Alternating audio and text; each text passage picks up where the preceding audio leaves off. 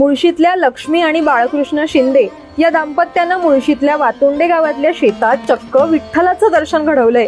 भात रोपांची अनोखी हिरवीगार 120 फूट लांब विठ्ठल माऊली त्यांनी साकारली आहे। पंढरीची वारी सुरू असतानाच ही भात रोपांचं विठ्ठलाचं रूप पाहण्यासाठी पुण्यातूनही आता गर्दी होऊ लागली आहे। या विठ्ठलाचा फोटो व्हायरल झाल्यानं शेतातल्या हिरव्या विठ्ठलाचं कौतुक साऱ्या देशभर होतंय। बाळकृष्ण शिंदे यांनी आपल्या 1 गुंठे शेतामध्ये विठ्ठल शोधला आणि तो पेरला। 120 फूट लांब आणि 60 फूट रुंद उंचीचा पांडुरंग रूपी भात पीक उगवून आला आहे। महिनाभरापूर्वीच शिंदे यांनी शेतात बियाणं टाकून दाढ तयार केली होती। भाताच्या दाढी विठ्ठल रूपी फक्कीनं काढलेल्या डिझाईन मध्ये तंतोतंत पेरल्यात।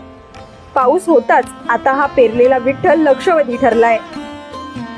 मुठा नदीच्या तीरावरील वातोंडे गावातील निसर्गरम्य परिसरात लक्ष्मी बाळकृष्ण शिंदे